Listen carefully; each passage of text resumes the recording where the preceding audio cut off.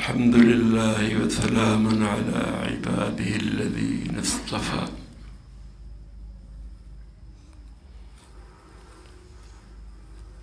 سورہ فاتحہ سارے قرآن کا خلاصہ ہے. سارے قرآن میں 6 مضمون زیادہ تر بیان ہوئے. سورہ فاتحہ میں بھی اجمالی طور پر ان کا بیان ہے. سب سے پہلے توحید، اللہ کی ذات اور صفات کے بارے میں تعارف کرایا گیا. سورہ فاتحہ میں سب سے پہلے یہی مضمون ہے: الحمدللہ رب العالمین الرحمن الرحیم. اللہ رب العالمین، رحمان رحیم. اللہ کا تعارف. مالک یوم الدین، قیامت کا ذکر. اور کوئی اس دن کا مالک نہیں، اللہ ہی مالک. اللہ فیصلے کرے گا. ایاک نعبد ایاک نستعین اہدنا الصراط المستقیم. ان میں احکام کا، شریعت کا ذکر ہے. عبادت کیسے کرنی ہے، سارا قرآن اس کا خلاصہ ہے. ایاک نعبد اہدنا الصراط المستقیم. ہمیں شریعت کا سیدھا راستہ بتا دے تاکہ قیامت کے دن ہم رسوا نہ ہوں، کامیاب ہو جائیں، تیرے پاس سرخ رو ہو کے.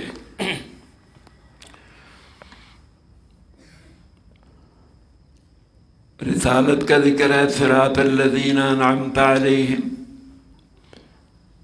انعام جن پہ ہوا ان میں سب سے پہلے انبیاء علیہ السلام.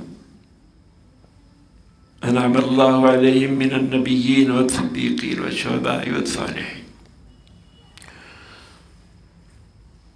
جنہوں نے اللہ کی بات مانی، شریعت پہ چلے، دین پہ چلے، ان کا انجام اسی میں آ گیا. صراط الذین انعمت علیہم، ان کا بھی انجام ہے، یہ انعام یافتہ ہو گئے. جو نہیں چلے شریعت پہ، ان کا بھی ذکر کر دیا. غیر المغضوب علیہم ولا الضالین. یہ 6 چیزیں ہوں. 6 چیزوں کا اختصار کے ساتھ پہلی صورت میں، اس لیے فرمایا سورہ فاتحہ ام القرآن ہے، قرآن کا مغز ہے. ہر رکعت میں ہم پڑھتے لا صلاۃ الا بفاتحۃ الکتاب، لا صلاۃ الا بام الکتاب.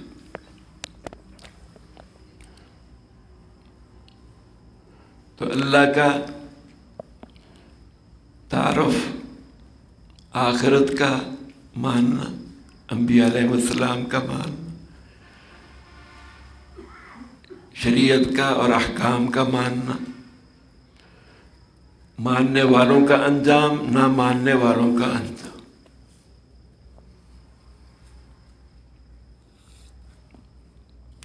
اس میں سیدھا رستہ، اہدنا الصراط المستقیم. سیدھا رستہ کیا ہے؟ جسے عقائد بھی جس میں درست ہوں، سارے نبیوں کو ماننا، سارے فرشتوں کو ماننا، تقدیر کا ماننا، آخرت کا ماننا، دوبارہ زندہ ہونے کو ماننا، ساری کتابوں کو ماننا، یہ سارے عقائد درست. عیسائیوں کی طرح نہیں کہ بعض نبیوں کو مان لیا بعضوں کو نہیں. یہودیوں کی طرح بھی نہیں، بعضی کتابوں کو، بعض نبیوں کو مان لیا بعضوں کو نہیں. ہم سب کو مانتے، سارے نبیوں کو، ساری کتابوں کو مانتے. پھر ہر مذہب میں، ہر دین میں، بعض دینوں میں افراط ہے، بعضوں میں تفریط ہے. اسلام میں نہ روی ہے، نہ کمی ہے، نہ زیادتی، معتدل. اس کے عقائد بھی معتدل، اس کے احکام بھی معتدل، اخلاق بھی معتدل، ہر لحاظ سے یہ اعتدال ہے۔ یہودیوں میں سختی بہت تھی، احکام سخت، 40واں حصہ زکوٰۃ دینا پڑتا، اسلام میں نرمی کر دی، ان میں چوتھا حصہ زکوٰۃ تھا، ہمیں 40واں حصہ زکوٰۃ۔ ان کی نماز بغیر عبادت گاہ کی ہوتی نہیں تھی، ہماری نماز ہر جگہ، ساری زمین ہمارے لیے مسجد۔ ان کی توبہ قبول کرنے میں بھی سختی تھی، قتل کرو پھر ان کی توبہ قبول ہوگی، ہماری توبہ آسانی سے اللہ قبول کرتا، اللہ سے کہہ دو اے اللہ یہ جرم ہو گیا، یہ گناہ ہو گیا، اللہ معاف کر۔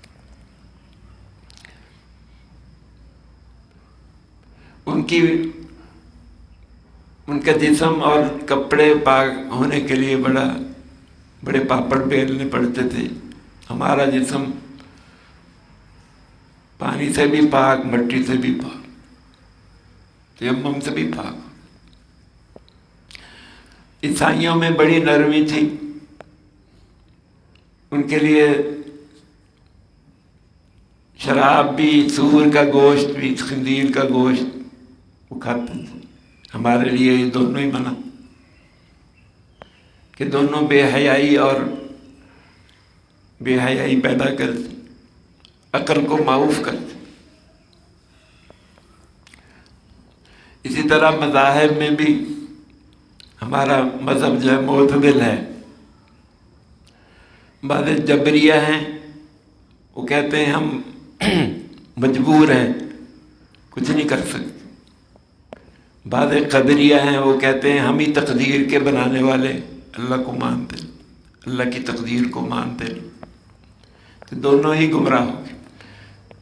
اہل سنت والجماعت یہ کہتے ہیں خلق اللہ کرتا ہے، کسب بندہ کرتا، خلق اللہ کرتا، کسب بندہ کرتا۔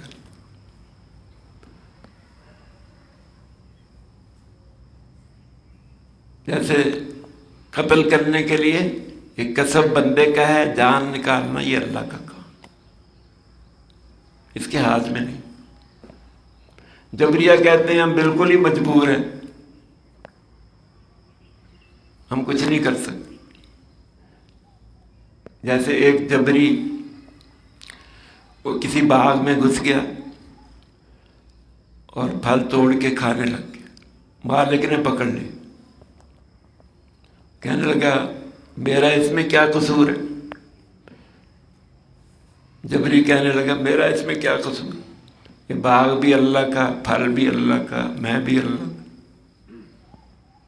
اس نے کہا اچھا، ایک ڈنڈا منگوایا، رسی منگوائی، اس میں باندھ کے اس کو مارنے لگ گیا۔ کہنے لگا یہ رسی بھی اللہ کی، یہ ڈنڈا بھی اللہ کا، میں بھی اللہ کا۔ وہ کہنے لگا توبہ کردم، الجبر اے عیار، اختیار واقعی اختیار ہے، پہلے میں توبہ کر لی، پتہ چل گیا۔ اپنے اختیار سے آدمی چوری کرتا ہے، اختیار سے پھل توڑتا ہے، ہر کام اختیار سے، اختیار اتنا دیا ہے اللہ نے، تو ہم اعتدال میں ہیں، نہ بالکل مجبور ہیں نہ بالکل مختار۔ علی رضی اللہ عنہ سے کسی نے پوچھا آدمی کتنا مختار ہے، کتنا مجبور ہے؟ ان کا ایک ٹانگ کھڑی کرو، ایک ٹانگ کھڑی کرو، کہ دونوں کھڑی کرو، دونوں اٹھاؤ، یہ نہیں کر سکتے، اتنا ہی اختیار ہے، اتنا مجبور ہے، کچھ اختیار دیا ہے، اسی پہ جنت ہو سکتا۔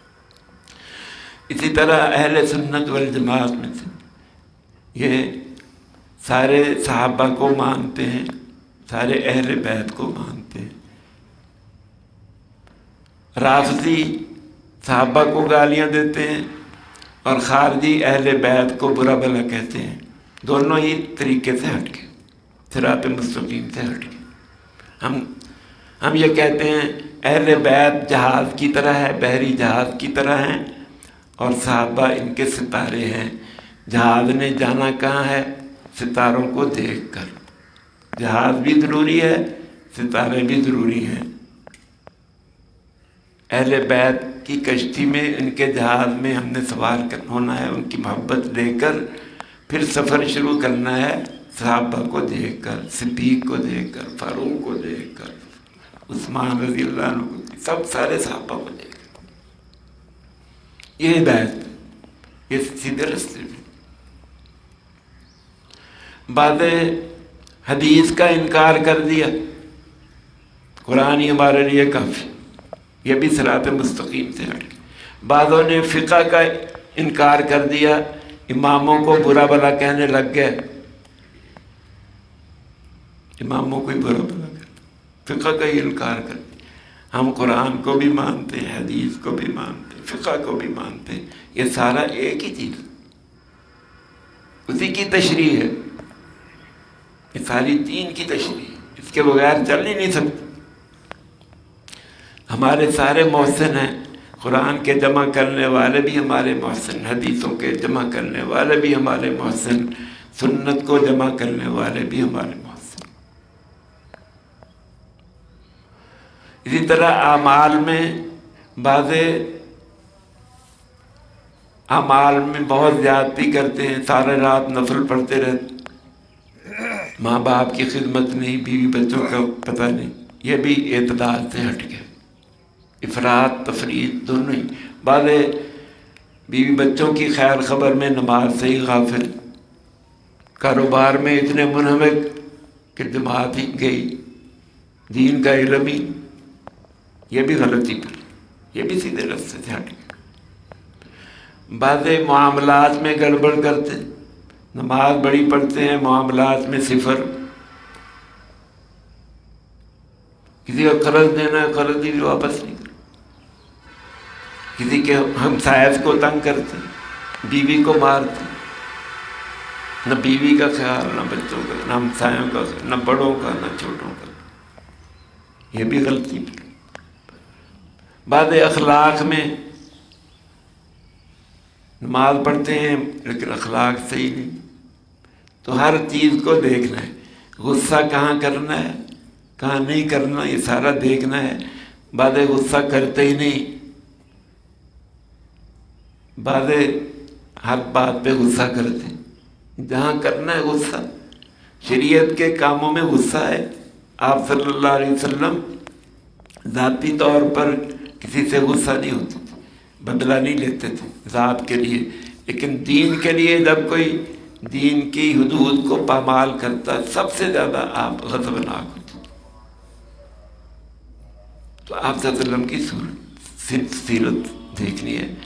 آپ صحابہ کہتے ہیں ہم آپ کو دیکھنا چاہتے، آپ رات کو نفل پڑھتے ہیں تو یہ بھی دیکھ سکتے تھے، اگر ہم آپ کو دیکھنا چاہتے، آپ سوئے ہوئے ہیں، آپ کو سویا ہوا بھی دیکھ لیتے تھے۔ ہم آپ کو دیکھنا چاہتے کہ آپ روزہ رکھتے ہیں تو روزہ رکھتے ہوئے بھی آپ کو پاتے تھے۔ ہم آپ کو دیکھنا چاہتے کہ بغیر روزے کے ہیں، ایسے بھی دیکھ لیتے تھے۔ ایک شخص نے پوچھا صاحب آپ صلی اللہ علیہ وسلم قرآن کیسے پڑھتے تھے؟ تو بتایا کبھی آہستہ آواز سے پڑھتے تھے، سری، بعض دفعہ جہری طور پر پڑھتے تھے۔ اس نے شکر ادا کیا، الحمدللہ اللہ نے ہمارے لیے وسعت پیدا کر دی، ہم آہستہ بھی پڑھ سکتے ہیں، آہستہ آواز سے بھی، بلند آواز سے بھی، ہم روزے بھی رکھ سکتے ہیں، ہم افطار بھی کر سکتے ہیں، ہم رات کو جاگ بھی سکتے ہیں، کھڑے بھی ہو سکتے ہیں، ہم بیویوں کے بھی حقوق ادا کر، ہم بچوں کے بھی حقوق، سارے مسلمانوں کے حقوق ادا کر سکتے۔ تو یہ ہے میانہ روی، میانہ وَكَذَلِكَ جَعَلْنَاكُمْ أُمَّةً وَسَطًا، یہ صراط مستقیم ہے، اهدنا الصراط المستقیم۔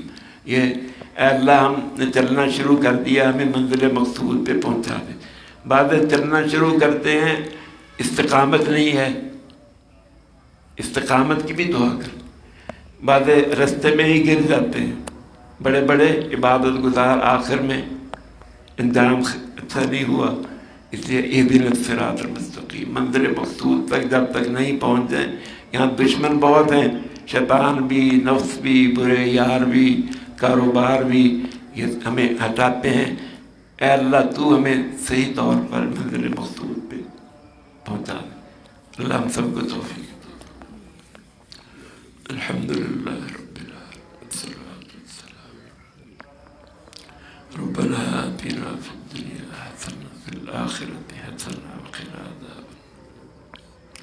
اللهم غشنا برحمتك وجنبنا عذابك واجعلنا اللهم اهدنا واهد بنا واجعلنا سببا لمن اهتدى۔ صلى الله